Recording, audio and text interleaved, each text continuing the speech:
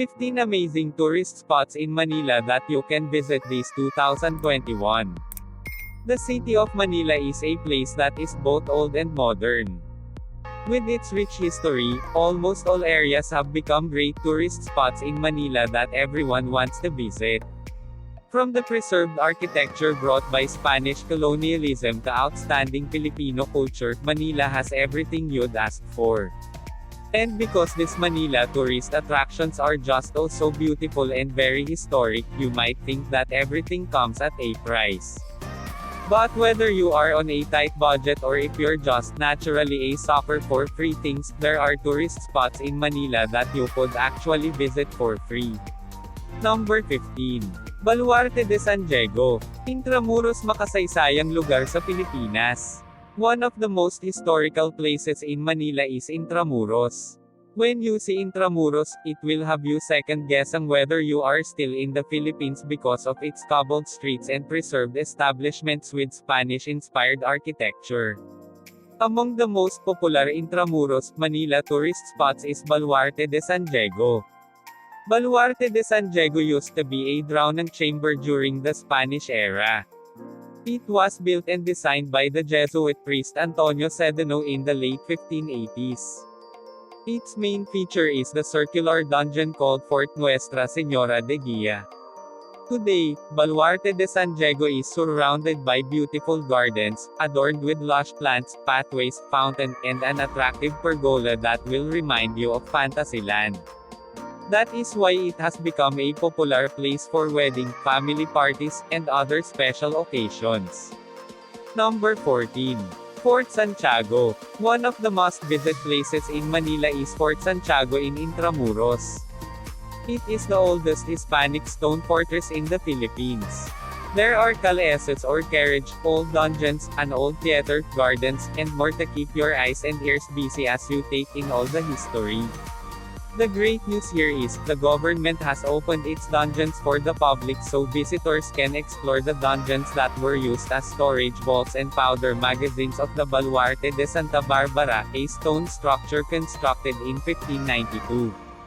During World War II, the dungeons were used by Japanese troops to imprison resistance fighters and political prisoners.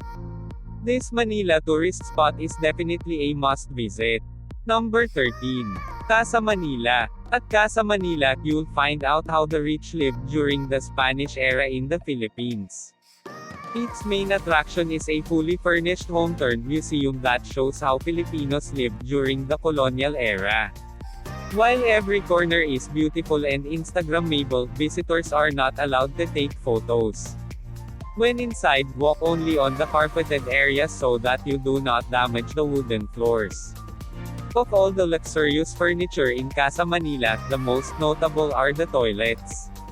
Apparently, in the old days, toilets were built in twos or more to allow people to sit beside each other and chat while they did their business. Casa Manila is surely a great place to visit in Manila. Number 12. Barbara's Heritage Restaurant. If you're looking for places to visit in Manila that will satisfy your hungry tummy, dine in at Barbara's Heritage Restaurant. Intramuros never disappoints our history and sightseeing cravings, but other than this, it's also a good place to find the top restaurants in Manila. One of these is Barbara's Heritage Restaurant. If you're looking for authentic Filipino food to add to your historical day trip, Barbara's is the perfect place to go to. Try all of the dishes from their grand buffet, while enjoying cultural dance performances. Plus, Barbara's is a perfect place for a romantic date that will give you the best vibe of Intramuros at night. Number 11. Escolta. Escolta is one of the most underrated tourist spots in Manila. Although it looks greatly damaged and forgotten after World War II, it's actually those factors that make Escolta so interesting. That's why it's easy to see why millennials and photographers love to visit it. Now, Escolta is not just a famous photography subject but also a great place to experience good food, arts, crafts, and music festivals. Make sure to visit this place in Manila for a trip to remember. Number 10. National Museum of the Philippines. If you're into history and culture, the National Museum of the Philippines is the perfect Manila tourist spot to visit. It is home to Juan Luna's famous Polarium, a gigantic painting more than 4 meters high and 7.5 meters wide, making it the Philippines' largest painting. Another great thing about this museum is that admission is free. So don't miss this best tourist spot in Manila. Number 9. Rizal Park. The city of Manila has a lot of parks to visit. One of this is the Rizal Park where the monument of Philippines national hero Jose Rizal is. This is considered one of the most historical places in Manila because this is where Jose Rizal was executed. You can experience peace and a calm environment away from the city's hustle and bustle.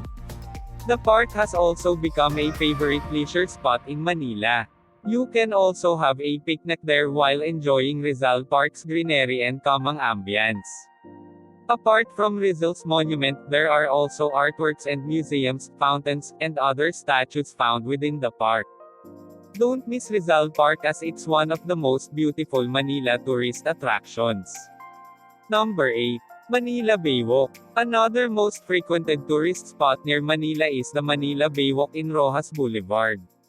It is famous for all ages because everyone can walk, bike around, or just sit there while enjoying the majestic views of the sunset and Manila Bay. The good thing here is you don't have to pay to enjoy the amazing views, that's why it's one of the most popular Meteo Manila tourist spots. There are also many restaurants near the SM Mall of Asia by the bay where you can eat at. Once you get there, it's very easy to access other places to visit near Manila as there are many transportation terminals in the area. Number 7. San Agustin Church. One of the best places to visit in Intramuros is the San Agustin Church. This tourist spot in Manila is the oldest church in the Philippines and the only church which is a UNESCO World Heritage Site in Manila. You'll be amazed at the masterpiece painted on its ceilings. And one amazing fact to know about San Agustin Church is that the Philippines' first Governor-General, Miguel Lopez de Legazpi, is buried there. Number 6. Manila Cathedral. The Manila Cathedral, one of the most historical places in Manila, is the premier church of the Philippines as it was the first ever cathedral in the country. The cathedral we see today is not the original structure. Actually, the cathedral has been through a lot but stands still. It has been a witness to a history that is worthy to tell to every generation, from ups and downs to wars and love stories. The Manila Cathedral is surely one of the best places to visit in Manila. Number 5. Binondo. When in Manila, you can never consider yourself a real foodie until you have been to Binondo. Not only Binondo offers a great food adventure but it is also home to the oldest Chinatown in the world.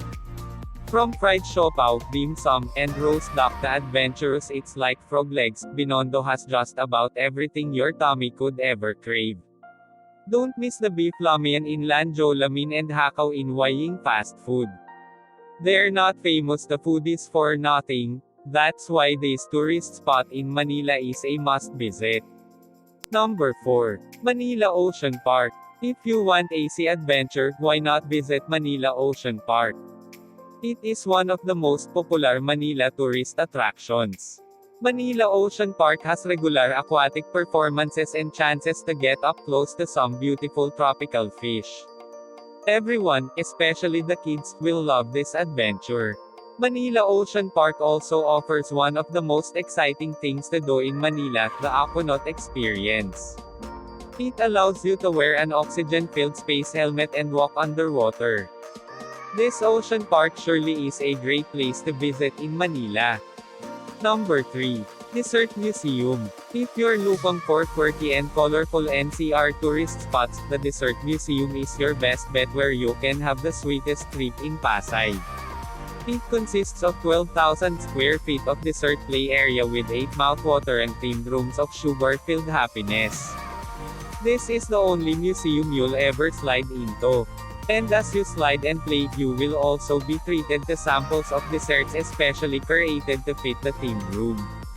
The Dessert Museum is definitely a must-visit tourist spot in Metro Manila. Number 2. SM Mall of Asia. Located in Pasay City's Bay City, SM Mall of Asia is the third largest shopping mall in the world. There are 4 interconnected main buildings that house hundreds of retail outlets and restaurants. More than shopping and food, SM has incorporated expansive entertainment activities around it.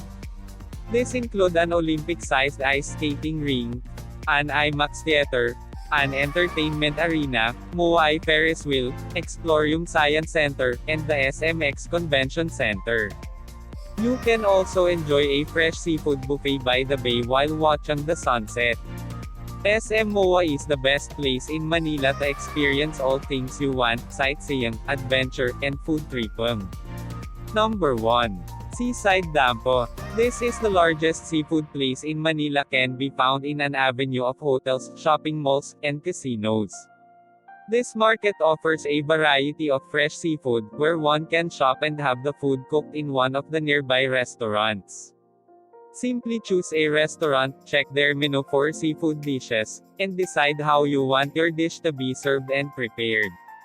From buttered shrimp to crabs in salted egg sauce, this seafood heaven is perfect for family gatherings and celebrations. Grab yourself a ton of seafood and enjoy the wonders of this marketplace. You buy, you feast. It's as simple as that.